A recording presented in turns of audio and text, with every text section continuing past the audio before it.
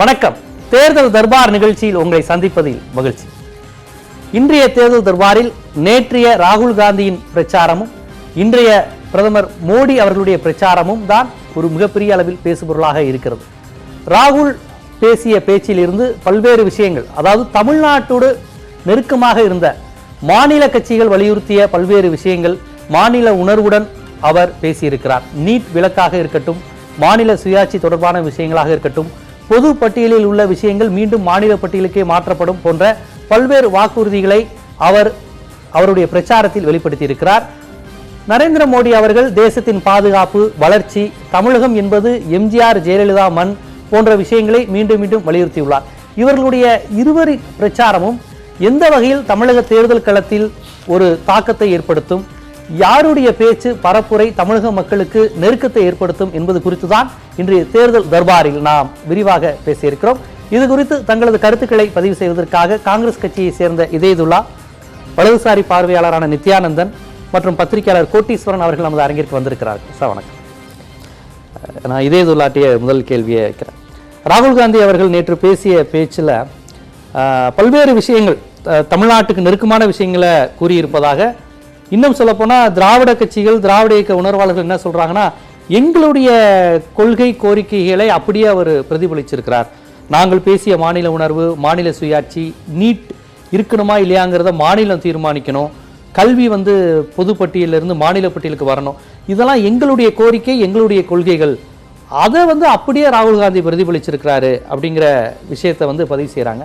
அப்போ இதிலிருந்து பார்க்கும்போது காங்கிரஸ் கட்சி தன்னுடைய கட்சியினுடைய தன்மையிலிருந்தே முழுமையாக தமிழகத்திற்காக முற்றிலும் மாறுபட்ட ஒரு பார்வையை வெளிப்படுத்துதா? தன்னுடைய காங்கிரஸ் கட்சியினுடைய பழைய கால தன்மையிலிருந்தே மாறுபட்டு தமிழகத்திற்காக தனியாக தன்னை தகவமைக்குதா அப்படிங்கிற ஒரு கேள்வி வருது. நீங்க எப்படி பார்க்குறீங்க? மாற்றம் என்பது மாறாத ஒன்று. மாற்றங்கள் எல்லாருக்கும் வரும். வயது ஏற ஏற பலருக்கு மாற்றம் வரும், அனுபவம் வர வர வயதுகள் மாற்றம் வரும். ஆனால் இது அப்படிப்பட்ட ஒரு மாற்றம் அல்ல. இதை எப்படி எடுத்துக்கொள்ளலாம்னா, லட்சக்கணக்கான பேரிடம் நாங்கள் கோரிக்கையை கேட்டோம். இந்த இதுக்காண்டி தேர்தலுடைய அறிக்கையை தயார் பண்ணுவதற்காக இந்தியா முழுவதும் எல்லா மாநிலங்களும் சென்றார்கள். எனக்கு தெரிஞ்சு ஒரு 5-6 தடவை இங்கே வந்தார்கள். நம்முடைய முன்னாள் நிதியமைச்சர் சிதம்பரமும் வந்தார், அவரால் அனுப்பப்பட்ட ஆட்களும் வந்தார்கள். நான் ஒரு முறை துபாயில் இருக்கும்போது துபாயிலும் இது சம்பந்தப்பட்ட கூட்டம் நடந்தது.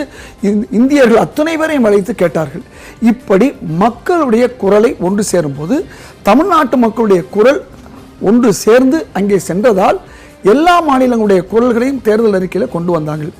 அந்த அடிப்படையில் தான் நம்முடைய ராகுல் காந்தி அவர்கள் இந்த நீட் விஷயம் மிகப்பெரிய பிரளயத்தை ஏற்படுத்தி இருக்கிறது.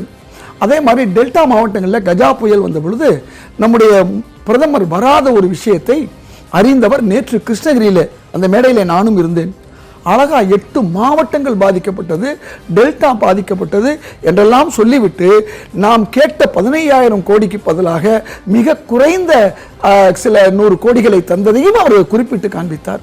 இப்படி அவருக்கு வந்த செய்திகளை பூரா, மக்களிடமிருந்து வரக்கூடிய செய்திகளை, அதில் நியாயமாக உள்ள விஷயங்களைத்தான் நம்முடைய ராகுல் காந்தி அவர்கள் தன்னுடைய மேடை பேச்சிலும், அது மட்டுமல்ல இந்தியாவிலே நிரப்பப்படாத வேலைகள், அதில் 10 லட்சம் வேலைகள் பஞ்சாயத்து ரீதியாகவும், ஏறத்தாழ 12 லட்சம் வேலைகள் அரசு பணியிலும் உடனடியாக செய்ய முடியும், ஆட்சிக்கு வந்து செய்ய முடியும். 22 லட்சம் வேலை போக வெளியில் இருக்கக்கூடிய ஒரு 18 லட்சம், 40 லட்சம் வேலையை உடனடியாக நிரப்புவோம் என்ற ஒரு வார்த்தை எப்படி அவரால் கொடுக்க முடியுதுன்னா வந்த விஷயம்தான். இன்றைக்கு அரசு பணியாளர்கள் மட்டுமல்ல, வங்கி அதிகாரிடம் அவர்கள் கேட்ட பொழுது 3 லட்சம் கோடி ரூபாய் வாராக்கடன் முதல்ல 2.33 லட்சம் கோடி காங்கிரஸ் ஆட்சியில் இருந்தது, இன்னைக்கு 10 லட்சம் கோடியா ஆனதையும் அவர் குறிப்பிட்டிருக்கிறார். இந்த 3 லட்சம் கோடி அதிலிருந்து தள்ளுபடி பண்ணிட்டாங்க அந்த கடனை பெருமுதலாளிகளுக்கு. அது மட்டுமல்ல, இன்றைக்கு பத்திரிகையில் வந்த செய்தி என்னன்னு சொன்னா, அரசு வங்கி அதிகாரிகள் சொல்லியிருக்காங்க, ஏறத்தாழ 6 லட்சம் கோடி இந்த சமீப காலமாக சேர்ந்து அந்த வாராக்கடனை ரத்து பண்ணிட்டாங்க. காங்கிரஸ் கட்சியில் இது போன்ற விஷயங்கள் வரும், இங்க அதிகமா இருக்கு. சுதந்திர காங்கிரஸ் கட்சியிலும் சொல்றேன், குறிப்பிட்ட முதலாளிக்கு சார்பா இருக்காங்கிற விமர்சனத்தை இடதுசாரிகள் காங்கிரஸ் கட்சியில் வச்சாங்க. இங்க வந்து ரொம்ப அபரிதமா இருக்கிறதா நீங்க குற்றச்சாட்டு. இந்தியா சுதந்திரம் அடைந்த 1947 இருந்து 2014 வரை இன்க்ளூடிங் வாஜ்பாய் ஆட்சி காலமும் சேர்த்து ஒட்டுமொத்தமா 2.33 லட்சம் கோடி என்பது 10 லட்சம் கோடியா 5 ஆண்டுகள்ல ஆனது மட்டுமல்ல, 3 லட்சம் கோடியை ரத்து செய்தது கடந்த ஆண்டு வரை. இந்த ஆண்டு சேர்த்து 6 லட்சம் கோடி ரத்து செய்யப்பட்டிருக்கு. ஏன் ரத்து செய்யணும்? அந்த பெரும் முதலாளியுடைய பணத்தை இன்னைக்கு நாங்க சொல்லியிருக்கக்கூடிய 72,000 ரூபாய் கொடுக்கக்கூடிய அந்த ஒரு விஷயம் வெறும் 3 லட்சம் கோடி தான். இப்ப 6 லட்சம் கோடியை பணக்காரர்களுக்கு நாம தந்ததுக்கு பதிலா ஒரு 3 லட்சம் கோடியை கொடுத்தா இந்த 72,000 எல்லாருக்கும் போய் கிடைக்கும்.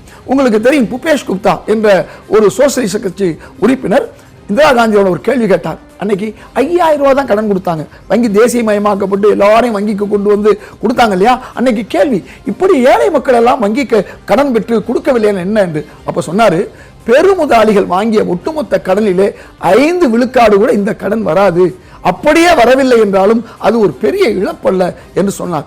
அப்ப பவேஷ் குப்தா வந்து உங்களை பார்த்து கேட்ட கேள்வியை இன்னைக்கு நீங்க இந்திரா காந்தி இந்திரா காந்தி பதில் சொன்னது, பெரு முதலாளிகளுக்கு கொடுத்த கடனை நாம தள்ளுபடி பண்ண முடியாது. அவங்களுக்கு கொடுத்த கடன்ல 5 விழுக்காடு கூட ஏழை கொடுக்கல. இன்றைக்கு ஏறத்தாழ 6 லட்சம் கோடி ரத்து பண்றாங்க. இந்த 72,000 வீதம் மொத்தம் 5 ஆண்டுல 3 லட்சம் கோடி ஒவ்வொரு மக்களுக்கு கொடுக்க போறோம். 3 லட்சம் கோடி அந்த 3 லட்சம் ரூபாய் கொடுக்க போறோம்.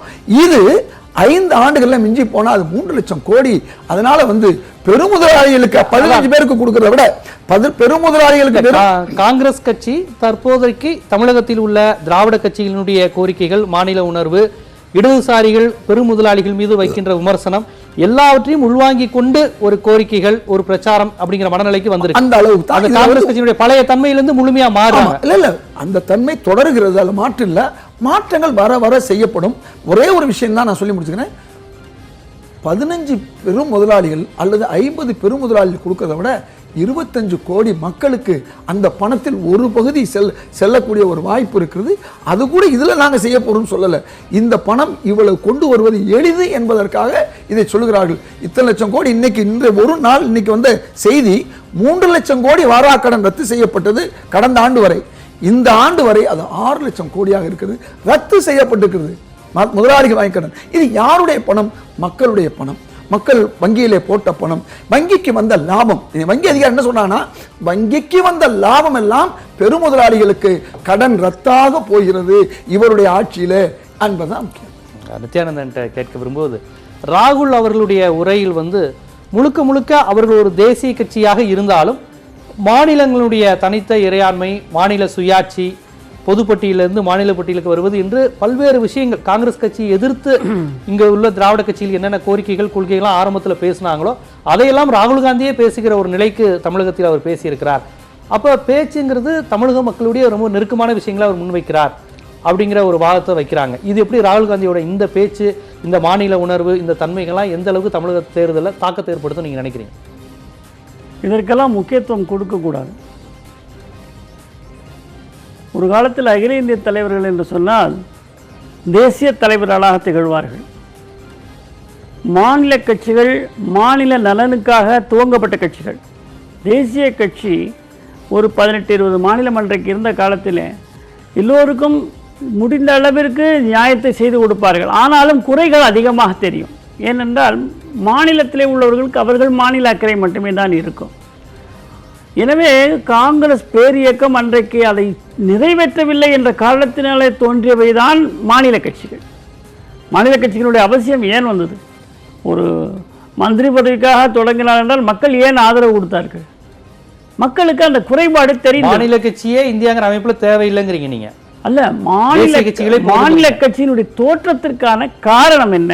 அவசியம் ஏற்பட்டது, அதனால் தோன்றியது. அவர்கள் பதவி ஆசைக்கு மட்டுமே அதை தோற்றுவித்தார்கள் என்றால் மக்கள் ஆதரவு கிடைத்திருக்காது. மக்களும் அதை உணர்ந்தார்கள் தேவை என்று. எனவேதான் அந்த மாநில கட்சிகள் இங்கே வந்தது. இப்ப ராகுல் காந்தி அதை உணர்ந்து பேசி இருக்கிறதா நீங்க பாக்குறீங்க? உணர்ந்து பேசினதாக அதுதான் நான் சொல்ல வரேன். கொஞ்சம் அனுமதி சொல்லுங்க. மாநில கட்சிகள் அப்படி தோன்றிய காலத்தில் ஏதேனும் குறுகிய நோக்கத்தோடு கோரிக்கைகளை, அதாவது ஒரு அகில இந்திய அளவிலே இருக்கக்கூடிய மற்ற மாநிலங்கள மக்களின் மீது அக்கறை இல்லாமல் தன்னுடைய மாநிலம் மட்டுமே உயர வேண்டும் என்ற ஒரு நோக்கத்தோடு, குறுகிய நோக்கத்தோடு ஏதாவது செய்ய நினைத்தால் தேசிய கட்சியோடு அவர்கள் இணைந்து அவர்களை அரவணைத்து கொண்டு தேசிய நீரோட்டத்திலே அவர்களை இட்டு செல்ல வேண்டும். அதுதான் தேசிய தலைவர்களுடைய வேலையாக இருந்தது. அன்றைக்கு சுதந்திர போராட்ட காலத்தில் அதைத்தான் தேசிய தலைவர்கள் செய்தார்கள். ஆக பாரதிய ஜனதா கட்சி என்னை பொறுத்தவரையில், இப்பொழுது நான் வெளியிலிருந்து பார்க்கிறேன், அன்றைக்கு நான் உள்ளிருந்த போதும் கூட மாநில நோக்கத்தோடு ஏதேனும் குறுகிய நோக்கம் இருக்குமானால், ஏதேனும் ஒரு சிறிய குறுகிய மாநில நலன், மாநில உரிமை என்பதை குறுகிய நலன் எப்படி நம்ம பார்க்க முடியும்? மாநிலம் பலம் வாய்ந்ததாக இருக்க வேண்டும். மாநிலத்திற்கு குறுகிய நோக்கம் என்று எப்படி பார்க்க வேண்டும் என்று சொன்னால், இத்தனை வரி கட்டுகிறோம், இப்பொழுது கூட உறக்க சொல்லுகிறார்கள், எல்லா கட்சியினரும் சொல்கிறார்கள், என்ன பொருள் இருக்கிறது என்றே எனக்கு தெரியவில்லை. நாங்கள் இவ்வளவு வரி கட்டுகிறோம், எல்லாவற்றையும் எங்களுக்கு கொடுங்கள் என்று கேட்கிறார்கள். அது அல்ல தேசியம். கூட்டாட்சி தத்துவங்கிறது அதானே? கூட்டாட்சி தத்துவம் வாங்குகின்ற வரி எல்லாம் மொத்தமும் மாநிலத்துக்கு கொடுப்பதல்ல. ஒரு 4 பிள்ளைகள் சம்பாதிக்கிறார்கள் என்று சொன்னால், ஒரு சப்பானி பிள்ளை இருப்பான், முடியாதவன் இருப்பான், வயதானவர்கள் இருப்பார்கள், அவர்களுக்கும் சேர்த்துத்தான் அந்த வருமானம் பங்கிட்டு கொடுக்கப்படும். அவனுடைய மனைவியும் மக்களும் மட்டுமே இருக்க வேண்டும் என்று கூட்டு குடும்பத்தில் கட்டுகிற வரிக்கு உரிமையை கேட்பது அப்படிங்கிறதே இந்திய ஒருமைப்பாட்டுக்கு எதிரானதா பார்க்குறீங்க நீங்க? உரிமையை கேட்பது அதான் நீங்க ஏதாவது ஒன்று சொன்னால் ஒரேடியாக எக்ஸ்ட்ரீம் ஸ்டெப்புக்கு போறீங்க. அப்படி அல்ல. உரிமைகள் என்பது நியாயமானது, நம்முடைய கடமைகள் இருக்கிறது. இந்த வருமானம், இந்த வரி இங்கே தமிழகத்திலே நமக்கு கிடைக்கிறது அல்லது தென் மாநிலங்களில் நமக்கு கிடைக்கிறது என்று சொன்னால் நிச்சயமாக சொல்ல முடியும், வடநாட்டிலே அந்த அளவிற்கு ஆலைகள் கிடையாது, ஆனால் அங்கே விவசாயம் இருக்கிறது. விவசாயத்திற்கு வரி கிடையாது. அப்போ அங்கே வரி வருமானம் எப்படி இருக்கும்? ஆலைகள் இருக்கக்கூடிய இடங்களிலே தென்பகுதி பாதிக்கப்படுது இல்லைங்களா? ஆலைகள் இருக்கக்கூடிய இடங்களிலே உங்களுக்கு வரி வருமானம் அதிகம் இருக்கும். நகரங்கள் வளர்ந்திருக்கக்கூடிய இடத்திலே வருமானம் அதிகம் இருக்கும். இவையெல்லாம் இங்கே தோன்றுவதற்கு, இவையெல்லாம் உருவாவதற்கு இந்த முதலை எங்கிருந்து கொண்டு வந்தார்கள்? ஒரு தேசிய நிதியில் இருந்து தானே, ஒரு மைய அரசு தானே அதை துவக்கி வைத்தது. ஆக நேரு காலத்தில் இதை செய்தார்கள், அதை செய்தார்கள் என்றெல்லாம் இன்றைக்கு சொல்லிக் கொண்டிருக்கிறோமே, அது மைய அரசு தானே. ஆக எங்கெல்லாம் வளர்ச்சி அடைந்திருக்கிறதோ அது நடுவண் அரசு நிச்சயமாக, எங்கெல்லாம் நம்முடைய ஹார்பர் இருக்கிறதோ, எங்கெல்லாம் ஏர்போர்ட் இருக்கிறதோ, எங்கெல்லாம் நமக்கு வசதிகள், போக்குவரத்து வசதிகள் இருக்கிறதோ, எங்கெல்லாம் வியாபாரத்தில். இப்போ தேசிய கட்சியான காங்கிரஸ் அதாவது இடதுசாரிகள் ஒரு காலத்தில் வைத்த விமர்சனங்களை இப்போது சுட்டிக்காட்டி அதை கூட கணக்கில் கொண்டு நாங்கள் செயல்படுகிறோம் அப்படிங்கிறாங்க. ஒரு காலத்தில் திராவிட கட்சிகளுக்கு எதிராக இருந்த காங்கிரஸ் கட்சி இப்போதுமே அடிப்படையான தேசியம், மாநிலம்ங்கிறப்ப திராவிட கட்சிகளுக்கு எதிர்நிலைப்பட இருந்தா கூட திராவிட கட்சிகளுடைய அடிநாதமான கொள்கைகள் அனைத்தையும் நாங்கள் நிறைவேற்றி தருகிறோம் அப்படிங்கிறாங்க. அந்த தன்மையில் அவர் இறங்குவது என்பதை நீங்க ஏற்கல. தேசிய கட்சி மட்டும் இருக்கணும். ஆரம்பத்திலேயே சொன்னேன், இது ஒரு தேர்தல் கூட்டணி போல, இது தேர்தல் வாக்குறுதி, அவ்வளவுதான். வெற்றி பெறுவதற்கு என்ன வழி இருக்கிறது? மக்கள் இதுல ஒன்றும் சந்தேகமே வேண்டாம். நீட் யாருங்க கொண்டு வந்தாங்க? இப்போ அந்தந்த மாநிலம் தேவையான வச்சுக்கலாம், இல்லைன்னா வேண்டாம்னா எதுக்கு கொண்டு வந்த? எதுக்கு கொண்டு வந்த? நீ சும்மா காயத்தை வீணாக்குவா இல்லை நேரத்தை வீணாக்குவா? பாராளுமன்றத்தில் நீட்டை கொண்டு வந்துட்டு இப்போ அவங்கவுங்க இஷ்டப்பட்டா வச்சுக்கோங்க, வேணானா விட்டுருங்கன்னா என்ன? எதுக்காக கொண்டு வந்தாங்க? இப்போ அது வேணான்னா வேணான்னு சொல்றாங்க. ரெண்டுக்குமே அந்த அரசுக்கு அதிகாரம் இல்லையா? ஒரு அப்போ நீங்க என்ன எதிர்காலத்தில் இருக்கிறது என்று சிந்தித்து கூட பார்க்க முடியாத லட்சணத்திலே தான் நடுவண் அரசு இருந்திருக்கிறது என்றுதான் எடுத்துக்கொள்ள வேண்டும். ரெண்டாவது நம்ம வர்றோம், இப்போ தமிழ்நாட்டு மக்கள்கிட்ட நீட் வேணாம் அப்படின்னு அவங்க முழுமையா சொல்லிட்டாங்க. நீட் கிடையாது எங்க ஆட்சி வந்தான்னு. இப்போ பாஜக நீட் வருங்கிறாங்க. பாஜகவினுடைய நீட் வேண்டும் என்பதுதான் அதனுடைய நிலை இன்றைக்கும் கூட. ஆனால் மோடி அவர்கள் நீட்டை எதிர்த்தார்கள் ஓராண்டிற்கு. எங்களுக்கு ஓராண்டு எப்படி ஜெயலலிதா அம்மையார் இங்கே கேட்டார்களோ அப்படி மோடி அவர்கள் கேட்டார்கள்.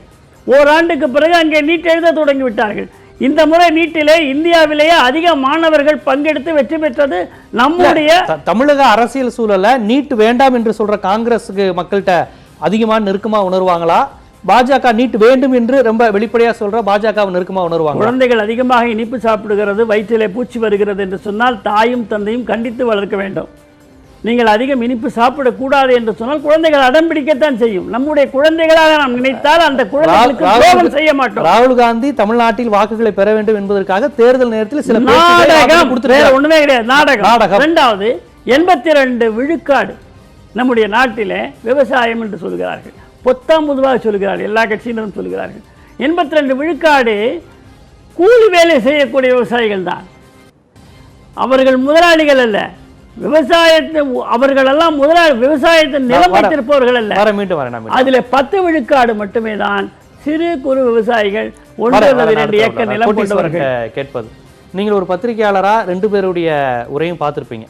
தமிழக சூழலுக்கு ராகுல் காந்தி அவர்கள் பேசியதும், மோடி அவர்கள் பேசுகின்ற ஒட்டுமொத்த தேசத்தின் பாதுகாப்பு, வளர்ச்சி, இது எம்ஜிஆருடைய மண், ஜெயலலிதா மண் அப்படிங்கிற மோடி அவர்களுடைய பேச்சு, அவர் பெரியாரை குளோரிஃபை பண்றது, இது பெரியார் மண் அப்படின்னு ராகுல் காந்தி சொல்றார். தமிழ்நாட்டினுடைய அடையாளமே பெரியார் தான் ராகுல் காந்தி சொல்றார். இந்த விஷயங்கள், இந்த உரையாடல்கள், இந்த பேச்செல்லாம் தமிழக மக்கள் யாருடைய பேச்சு அவங்களுக்கு ரொம்ப நெருக்கத்தை ஏற்படுத்தும்னு நினைக்கிறீங்க? என்ன மாதிரியான தாக்கத்தை ஏற்படுத்துவது?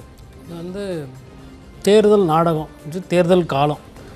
எதனால் இப்போது பாஜகவோ இல்லை காங்கிரஸோ இந்த 40 நாளில் இல்லாத அடிக்கடி போகிறது, பிரச்சாரம் பண்ணுறது, தமிழக மக்களை ஈர்க்கிற மாதிரி வாக்குறுதிகளை அள்ளி வீசுறது. காரணம் என்னென்னு பார்த்தீங்கன்னா, தென்னிந்தியாவில் இன்றைக்கி தமிழ்நாட்டில் ஒண்டி தான் 39, பாண்டிச்சேரி சேர்த்து 40 சீட்டு, 130 சீட்டில் 40 சீட்டு இங்கே இருக்குது. ஆல் இண்டியாவில் எடுத்துக்கிட்டிங்கன்னா இது 4வது பெரிய ஸ்டேட்டு. ஜிஎஸ்டியோ இல்லை வரி கட்டுறது, எக்கனாமி ஜிடிபியில் பார்த்தீங்கன்னா இது நம்பர் 2 நம்பர் 3 ஸ்டேட்டு. ஸோ வருமானத்திலிருந்து வாக்கு சதவீதத்திலிருந்து மிகப்பெரிய பேசுபொருளான மாநிலத்தில் தமிழ்நாடு ஒன்று. ஸோ எப்படி பார்த்தாலும் அரசியல் ரீதியாகட்டும் பொருளாதார ரீதியாகட்டும் தமிழ்நாடு ஒரு முக்கியமான ஸ்டேட்டு. தென்னிந்தியாவில் இன்றைக்கி ஆந்திரா பிரிஞ்சதுக்கப்புறம் ஒட்டுமொத்த பெரிய ஸ்டேட்டுன்ற ஃபோக்கஸ் தமிழ்நாடு மேலே இருக்குது. அப்படி இருக்கும்போது இந்த தமிழ்நாட்டில் இருக்கிற வாக்குகளை வாங்கணும். இந்த ஓட்டருங்கிட்ட எதை சொன்னால் வாக்காளர் ஈர்க்க முடியும், எதை தின்னா பித்தம் தெளியும் அப்படின்ற ஒரு நோக்காக தான் இதை பார்க்குறேன். ஏன்னா பேச்சையும் ஆமாம் 2 பேரும் இல்லைங்க. இவர் சொன்ன மாதிரி நீட்டை காங்கிரஸ் கொண்டு வந்தாங்க. ஆதார் இருந்தப்போ மோடி என்ன சொன்னார், ஆதாரை விடவே மாட்டேன்னாரு. அப்புறம் அடிச்சார் யூட்டர்னு. ஜிஎஸ்டி புளியார் சொல்லி போட்டது காங்கிரஸ், அதுக்கப்புறமா அதை விட வேகமாக இம்ப்ளிமெண்ட் பண்ணது மோடி அரசு. இன்னொன்று சொன்னார், நீட் மோடி எதிர்த்தாருன்னு. இராணுவத்துக்கு அட்டாக் பண்ணுறதுக்கு ஃப்ரீ ஹேண்டு கொடுக்குற ஒரு பிரதமர், இது நம்ம சொல்லலை, ஊடகத்தில் பிஜேபியில் சொல்லியிருக்கிறாங்க. அந்த மாதிரி ஃப்ரீடம் கொடுக்குற ஒரு ஃப்ரீ ஹேண்டு கொடுக்குற ஒரு பிரதமர் ஒரு நீட்டுக்கு இல்லைப்பா அந்த மாநிலத்தில் வேணான்றாங்க, அதில் நம்ம தலையிட வேணாம், அது ஸ்டேட் சப்ஜெக்டாக இவ்வளோ நாள் இருந்தது அப்படின்னு சொல்லியிருக்கலாமே. இராணுவ போரை விட இந்தியாவோட இப்போ நேஷ்னல் செக்யூரிட்டியோட நீட்டு அவ்வளோ பெரிய இஷ்யூ. ஒரு பிஎம்ஏ எதிர்க்கிற போது மீறி கவர்மெண்ட் செய்கிற, எனக்கு அது வியப்பாக இருக்குது. ஒன்று. இன்னொன்று, நீங்கள் வரலாறு எடுத்து பாருங்கள். வீரபாண்டி கட்ட மூமெண்ட் என்ன சொன்னார், வெள்ளைக்காரனை மானங்கட்டவனை எதுக்கு கேட்குற வரி வட்டி தர அப்படி கிஸ்தின்னு சொல்லி அந்த டயலாக் பார்த்தீங்கன்னா இன்றைக்கும் தமிழ்நாட்டில் அது நாடகமாகட்டும் படமாகட்டும் பாப்புலரான ஒரு டயலாக். அதேமாதிரி திருவள்ளுவர் என்ன சொல்லியிருக்காரு, நாட்டு மக்கள்கிட்ட வரியை சொல்லாமல் கொள்ளாமல் வாங்குறது அது ஒரு கொடுங்கோலான ஒரு செயல்னு திருவள்ளுவர் சொல்லு. வீரன் சின்னமலை.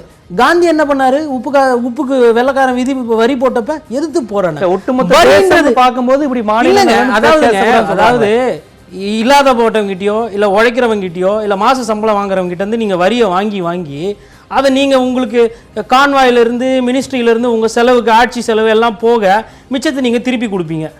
இது தானே பண்ணிக்கிட்டு இருக்கிறீங்க, காங்கிரஸ் ஆகட்டும் பிஜேபி ஆகட்டும். இதில் என்ன இதில் என்ன டெவலப்மெண்ட்டு? அதாவது என்ன சொன்னீங்க, வருமானத்தை ரெட்டிப்பாக்கும். நீங்கள் என்ன சொன்னீங்க, விவசாயியே தற்கொலை செய்ய மாட்டாங்கன்னு காங்கிரஸ் சொன்னாங்க. மாறி இன்னி வரையில் நடந்துட்டு தானேங்க இருக்குது.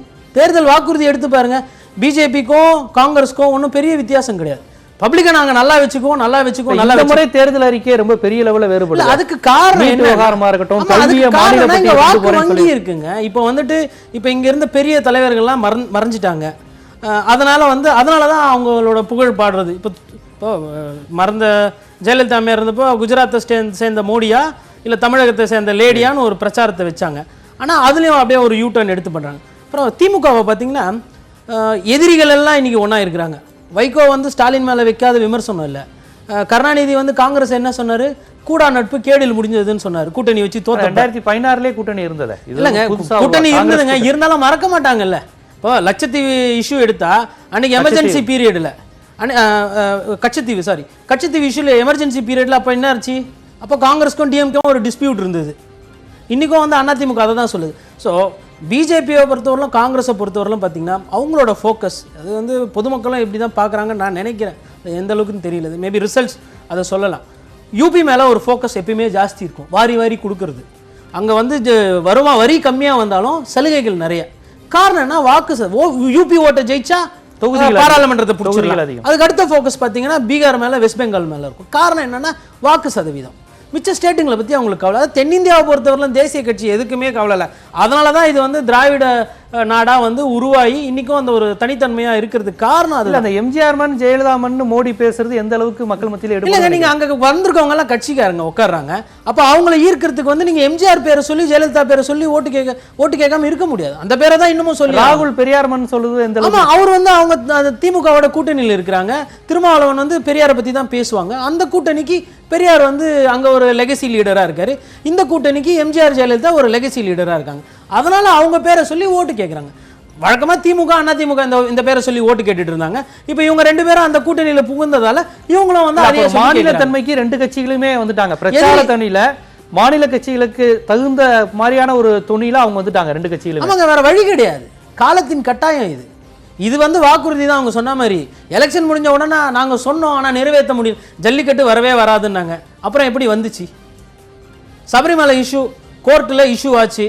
கோர்ட்டு சொல்லியிருக்காங்க. இவங்களுக்கு தான் இன்னைக்கு பாராளுமன்றத்தில் உறுப்பினர்கள் இருக்கிறாங்க, ராஜ்யசபாவில் உறுப்பினர்கள் இருக்கிறாங்க. அதில் ஒரு முடிவு எடுத்துட்டு ஒரு ஆர்டினன்ஸோ ஏதோ போட்டு அது ரிசால்வ் பண்ணியிருக்கலாமே. அதுலேயும் ஒரு அரசியல். சரி, இதில் வந்து நீங்கள் காங்கிரஸ் பிஜேபின்னு பிரித்து பார்க்க முடியாது. முழுக்க முழுக்க அரசியல், குறிப்பாக வாக்கு அரசியல். அதுதான். அதை தாண்டி மக்கள் வந்து இன்னைக்கு வந்து கொஞ்சம் தெளிவு ஜாஸ்தியாக தான் ஆகிட்டு இருக்கு. ஸோ அதனால் வந்து இதெல்லாம் பார்த்துக்கிட்டு இருக்கிறாங்க. பார்த்துக்கிட்டு இருக்கும்போது இப்போ தமிழ்நாடு மக்கள் பார்த்தீங்கன்னா எப்பவுமே ரொம்ப தெளிவான வாக்காளர்கள். 5 வருஷம் ஒருத்தவங்களுக்கு கொடுத்தாங்கன்னா மாற்றி 5 வருஷம் போட்டு கொடுப்பாங்க. அதனால் இவங்களை பிடிக்காம அவங்கள பிடிச்சி போட்டதா கிடையாது. இவங்க மேலே உள்ள வெறுப்பை அடுத்தவங்களுக்கு போடுவாங்க, அவங்க மேலே உள்ள வெறுப்பை இவங்களுக்கு போடுவாங்க. அதனால தான் பார்த்தீங்கன்னா 3வது ஒரு அணி. அதாவது நீங்கள் சொல்வது பார்த்தா ராகுல் அப்படியே திமுகவினுடைய பாரம்பரியத்தை அந்த விஷயங்களை நிறைய அதன் கூறுகளை எடுத்து பேசியிருக்கிறாரு. இவங்க ஏடிஎம்கே தகுந்த மாதிரி பேசியிருக்கிறாங்க. ஆமா, இதுவே வந்து பார்த்தீங்கன்னா டிஎம்கே ஏடிஎம்கே ப்ரிப்பேர் பண்ணி கொடுத்த ஸ்பீச்சா தான் இருக்கும். பேச்சு அப்படி இருக்கும். ஆமா, ஏங்க அவங்களுக்கு வந்துட்டு இப்போ நீட்ல எத்தனை பேர் இறந்தாங்க, இல்ல நீட்னால எத்தனை பேருக்கு அட்வான்டேஜ் ஆச்சு நீங்க வந்து ராகுல் காந்தி கிட்டயோ மோடி கிட்டயோ கேளுங்க, தெரியாது. ஏன்னா தமிழ்நாடு விஷயம் தான், ஒவ்வொரு ஸ்டேட் கரெக்ட்டுங்க. அது மாநில பிரச்சனைகளை உணர்ந்து மாநில பிரச்சனை தான். மாநில பிரச்சனைன்றதுக்கோசரம் விட்டுற முடியாது. அதே மாநில வாக்காளர்கள் தானே. ராகுல் காந்தியினுடைய உரை அவர் கொடுத்து பத்திரிகையாளர் 2 பேருடைய உரையும் அவர் என்ன சொல்றாருன்னா, மாநில கட்சிகளுக்கு தகுந்தாற் போல் ஒரு தகவமைக்கப்பட்ட உரை அப்படிங்கிறத அவர் விமர்சனமாகவும் பார்க்குறாரு, ஒரு பார்வையாகவும் பார்க்குறாருன்னு வச்சுக்கோங்களேன். இப்போ பத்திரிகையாளர் சொன்னதுல இருந்து 2 பேர் இதுவுமே என்ன சொன்னாங்க, இது ஏடிஎம்கே சொல்லியிருக்காங்க, டிஎம்கே சொல்லியிருக்காங்க, தமிழ்நாடுங்கனால இப்படி சொல்லியிருக்காங்க அப்படிங்கிற மாதிரி அவர் சொல்லியிருக்காங்க. இப்பொழுது இந்த இடத்தில் அவர் சொன்னதுலேருந்து ஒரு கேள்வி வருது. இப்போ ராகுல் காந்தி இங்கே பேசும்போது இங்கே என்ன பிரச்சனை அப்படிங்கிறப்ப இந்த மாநில உணர்வு, மாநில சுயாட்சி அப்படிங்கிற விஷயத்த முக்கியத்துவம் கொடுக்குறாரு. மாநில பட்டியல், பொதுப்பட்டியல், நீட் கிடையாது, உங்களுடைய இஷ்டம்னு சொல்கிறாரு.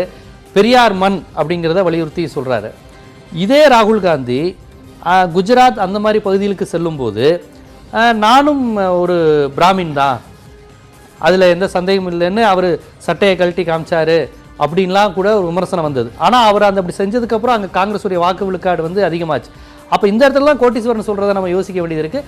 தமிழ்நாட்டிற்கு வந்தால் பெரியார் மண் என்கிறார், குஜராத்துக்கு போனால் அங்கே ஒரு சாஃப்ட் இந்துத்துவா மாதிரி காமிச்சுக்கிட்டாதான் வெற்றி பெற முடியும் அப்படின்னு நினைக்கிறார். அப்போ அது தேர்தல் சமயத்தில் இவர்கள் செய்கின்ற ஒரு விஷயங்கள், பேச்சுவார்த்தைகள் அப்படிங்கிற மாதிரி தான் எடுக்க முடியுமா? இது முதல்ல ஒரு தவறான தகவல். ஒரு கோயிலுக்கு போனால் நீங்கள் என்ன கோத்திரம், என்ன நட்சத்திரம்னு கேட்பாங்க. ஒரு முறை கோயிலுக்கு போன பொழுது அப்போ பேர் கேட்டால் பேர் தானே சொல்லணும். ஜீவசகாப்தன்னு கேட்டால் நித்யானந்தம்னு சொல்ல முடியாது. நான் என்ன கோத்திரம் என்னன்னு கோயிலில் கேட்டால் அர்ச்சனை செய்வாங்க. இது உலகறிந்த விஷயம். இதை வைத்துக்கொண்டு அது குஜராத்தில் பேசினார், அங்கே பேசினார். கோயில் என்பது வேறு, குஜராத், மகாராஷ்டிரம், மராட்டியம் என்பது வேறு. இது மிகப்பெரிய தவறு. நம்பர் 1. இல்ல, அதுவும் தேர்தல் நேரத்தில் நடைபெற்றதுனால சொல்றேன். சொல்லி முடியும். அதுல கர்நாடகா தேர்தலில் லிங்காயத்து மடங்கள் எல்லாவற்றுக்கும் ஏறி இறங்கினார் அப்படிங்கிற விஷயம் வந்தது. எல்லாம் தேர்தல் நேரத்தில் நடைபெறதுனால ஒன்றும் கிடையாது. தேர்தல் இல்லாத நேரங்களிலும் கோயிலுக்கு போயிருக்காரு, தர்காவுக்கு போயிருக்காரு, மசூதிக்கு போயிருக்காரு, சர்ச்சுக்கு போயிருக்காரு. அதல்ல பிரச்சனை. என்னன்னா திசை திருப்பப்பட்ட ஒரு விஷயம். பெரியார் பூமி என்று சொல்லிவிட்டு குஜராத்தில் அவர் அப்படி சொன்னது உண்மைதான். எது அப்படி சொன்னது. கோயிலில் சொன்னார் என்பது வேறு. கோயிலில் உங்களை பற்றி கேட்டால் திரும்பவும் ஒரு நிமிஷம், குஜராத்தில் பிரச்சாரத்தில் சொல்லவில்லை. நான் திரும்பவும் சொல்றேன்,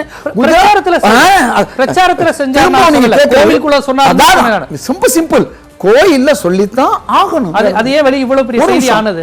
செய்தி ஆக்கப்பட்டது, ஒரு நிமிஷம், செய்தி ஆக்கப்பட்டது வேற. இப்ப நீங்களே குஜராத்தில் சொன்னதாக சொல்லும் போது மக்களுக்கு என்ன தெரியும்?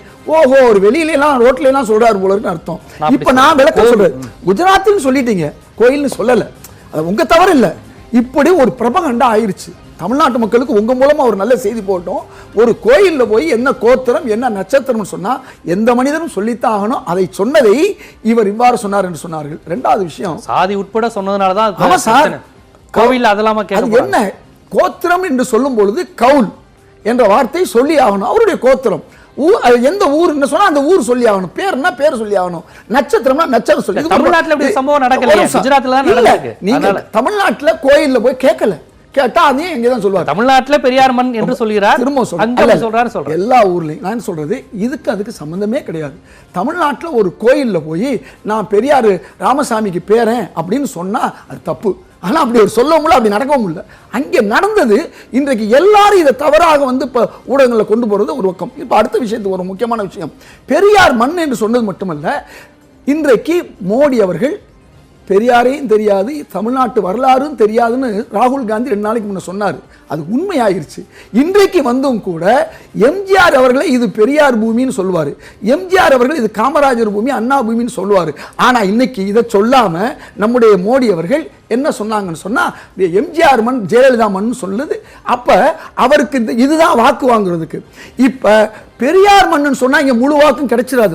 ஒரு விஷயம் புரிஞ்சு கொள்ளணும். ஆனா அவர் என்ன சொல்றாரு, வரலாற்று ரீதியா இன்னைக்கு இருக்கக்கூடிய காங்கிரஸா இருக்கட்டும் திராவிட, அவர் 1924 தமிழ்நாடு காங்கிரஸ் கமிட்டியுடைய தலைவராக இன்னைக்கு எப்படி KS அழகிரி அவர்கள் இருக்கிறாரோ இதே மாதிரி தந்தை பெரியார் தலைவராக இருந்தவர். அதனால அவர் எல்லாத்துக்கும் தலைவர்னு சொல்லிக்கலாம். பிரச்சனை அதல்ல. இந்த முரண்பாட சொல்லிடுறேன். இரண்டாவது, காங்கிரஸ் அறிக்கையும் மோடி நம்மளுடைய பாஜக அறிக்கை சொல்லணும். நாங்க அரிசி 1 ரூபாய்க்கு கொடுக்கும் போது எங்க நிதியமைச்சர் சொன்ன சாத்தியம்னு சொன்னாரு. 25 ரூபாய் அரிசியை 1 ரூபாய்க்கு 2 ரூபாய்க்கு 3 ரூபாய்க்கு கொடுத்தாங்க. அது வாங்கி கொடுக்க முடிந்தது. 25% கல்வியை கொடுப்போம்னு சொன்னாங்க அறிக்கையில, அதை கொடுத்தாங்க ஏழை எளியவர்களுக்கு. 100 நாள் வேலை சொல்றோம் சொன்னாங்க, செஞ்சாங்க. ஆனா பாஜக அப்படி இல்லை. நீட்டு விஷயத்தை ஒரு உண்மையை புரிந்து கொள்ள உங்க மூலமா மக்களுக்கு 2010 நீட்டு வந்துச்சு. 10 தமிழ்நாட்டில் இல்ல, 11 இல்ல, 12 இல்ல, 13 இல்ல, 14 இல்ல. காங்கிரஸ் ஆட்சி இருக்க வரையும் அது இங்க வரல. 15 இவர்கள் கொண்டு வந்தார்கள். கொண்டு வரும் பொழுது அந்த அம்மையார் கேட்டதுனால 1 வருஷம் கொடுத்தாங்க. அடுத்து கேட்டப்ப அவங்க அம்மையார் பாதுகாப்புத்துறை அமைச்சர் நிர்மலா சொன்னாங்க, நான் எப்படியாவது வாங்கி தரேன்னு. கொடுக்க முடியல. அப்ப வற்புறுத்துறாங்க நீட்டை. இன்னைக்கு பியூஷ் கோயல் வற்புறுத்துறாரு. அது மட்டுமல்ல, இன்னைக்கு சொல்றாரு அபுல் கலாம் சக்தி விஷனுக்கு காரணம்ங்கிறாரு. ஆனா சக்தி விஷன் அன்னைக்கு நான் தான் காரணம் சொன்னாரு. அப்துல் கலாம் மறந்துட்டாருன்னு பொன்ராஜ் சொன்னாரு. ஒரு நிமிடம், நீட் முற்றிலுமாக விலக்கு அளிக்கப்படும்ங்கிறதையே காங்கிரஸ் கட்சி தேர்தல் வாக்குறுதிக்கு பிறகுதான் சொல்லியிருக்கு. அதுவரை நீட் குறித்து தேசிய அளவில் காங்கிரஸ் திமுகவின் கொள்கையிலிருந்து மாறுபட்ட கொள்கை மட்டும் சொல்லல. மத்திய நீட் விலக்குங்கிறத காங்கிரஸ் இதுவரையும் சொன்னது இல்ல. இப்பதான் சார் நீட் பிரச்சனை வந்த பின்னால ரொம்ப நாங்க பண்ணவே மாட்டோம்னு 3 வருஷமா நிக்கிறதன் விளைவாக மாணவர்கள் பட்ட பாடை பார்த்த பிறகு தான் இன்னைக்கு காங்கிரஸ் இந்த விஷயத்தை சொல்லி இருக்கு. 3 வருஷமா பாஜக ஆட்சியில அதை கொண்டு திணித்தார்கள். திணித்தது மட்டுமல்ல, தமிழ்நாட்டு மாணவர்கள் எங்கேயோ போய் ராஜஸ்தான்லையும் மேகாலயாவிலையும் இது பண்ணாங்க. அதே மாதிரி மீன் துறைக்கு தனி அமைச்சரம்னு 5 வருஷத்துக்கு முன்ன சொன்னார். அவர் வாக்குறுதிக்கு காங்கிரஸ் வாக்குறுதிக்கு வித்தியாசம் சொல்றேன். ஆனா இன்னைக்கு வரையும் திரும்ப இன்னைக்கு சொல்றாரு. எங்கே ராமேஸ்வரத்துல தேனியில சொல்றாரு, மதுரை தேனி பிராட்கேஜை கொண்டு வருவோம்னு. 5 வருஷம் 5 பைசாவை அதுக்கு ஒதுக்கல. ஏன்னா சகோதரர் கோட்டிவசன் சொல்றேன், பாஜகவுக்கும் காங்கிரஸ் எப்படி வேறுபடுதுன்னு 5 வருஷமா செய்யாத இன்னைக்கு சொல்றாரு. யார் சொல்றா? நம்முடைய பிரதமர் மோடி அவர்கள். அப்துல் கலாமை பத்தி எப்ப பேசுறாரு?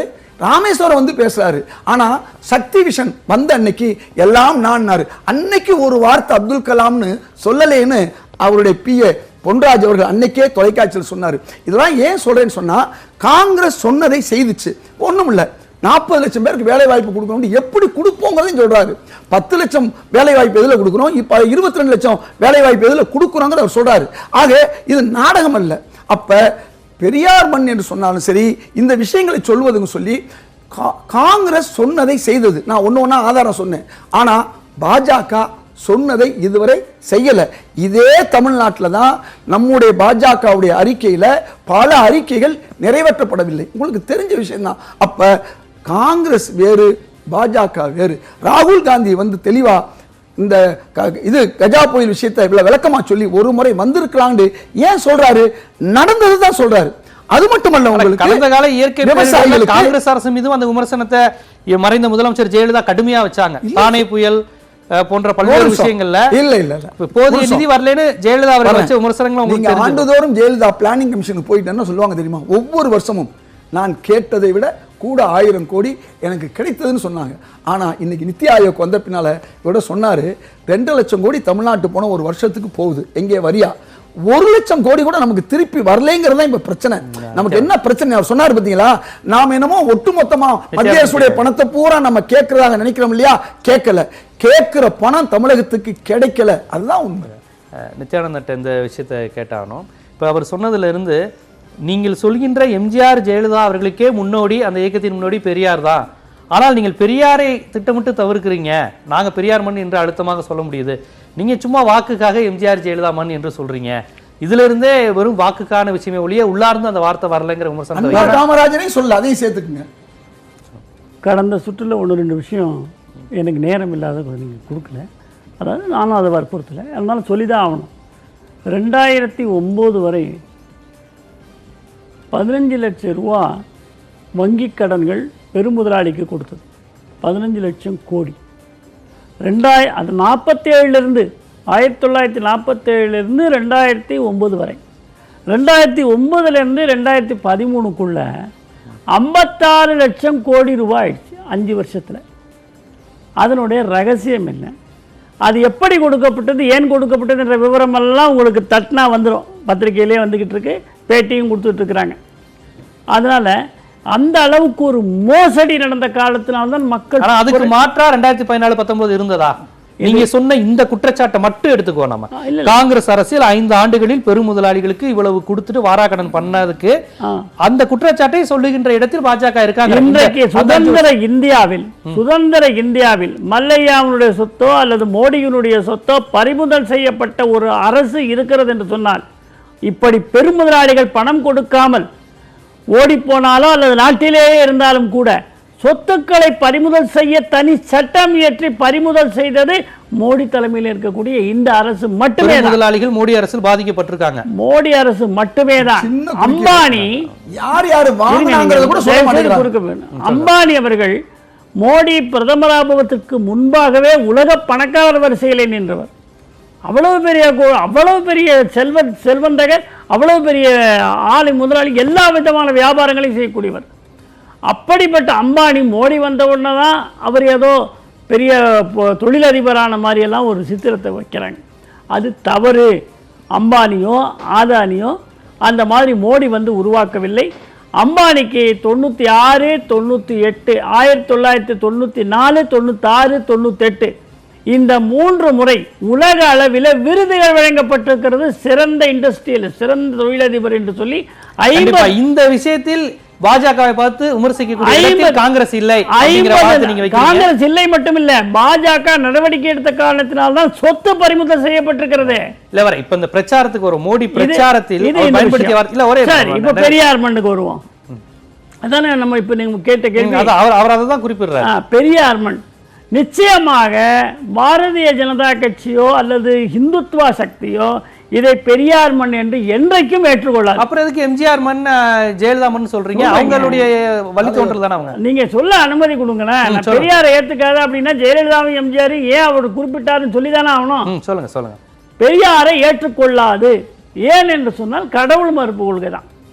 கடவுள் மறுப்பு கொள்கை யார்? பெரியார் காங்கிரஸ்ல இருந்தவர் தான். திராவிட கழக கடவுள் மறுப்பு கொள்கையினால அவரை நீங்க விமர்சிக்கிறீங்க. இல்ல, கடவுள் மறுப்பு கொள்கை மட்டும் சாவர்கர் கூட கடவுள் மறுப்பாளர் கடவுள் மறுப்பு கொள்கை மட்டுமல்ல.